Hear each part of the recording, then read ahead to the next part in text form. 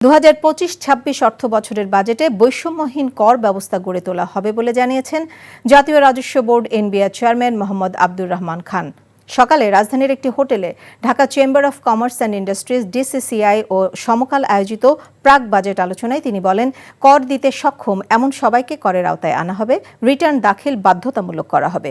Return দাখিল ও কর আদায় সহজ করতে পুরো সিস্টেম অটোমেশনের পাশাপাশি অ্যাপস তৈরি করা হচ্ছে বলেও জানান এনবিআর চেয়ারম্যান। অনুষ্ঠানে সাবেক বাণিজ্যমন্ত্রী আমির খসরু মাহমুদ চৌধুরী বলেন, পুরো ট্যাক্স সিস্টেম হতে হবে সহজ ও কর কাঠামো হতে হবে বিনিয়োগ বান্ধব। অনুষ্ঠানে ডিসিসিআই এর পক্ষ থেকে ব্যক্তি শ্রেণী কর মুক্ত আয় সীমা 3.5 লাখ টাকা থেকে বাড়িয়ে 5 লাখ টাকা করার দাবি জানানো হয়। বান্ডেল থাকলে প্রতি সেনমানিতে টাকা বাঁচবে। বিকাশ সেনমানি বান্ডেল কিনে জিতুন প্রতি লেনদেনে।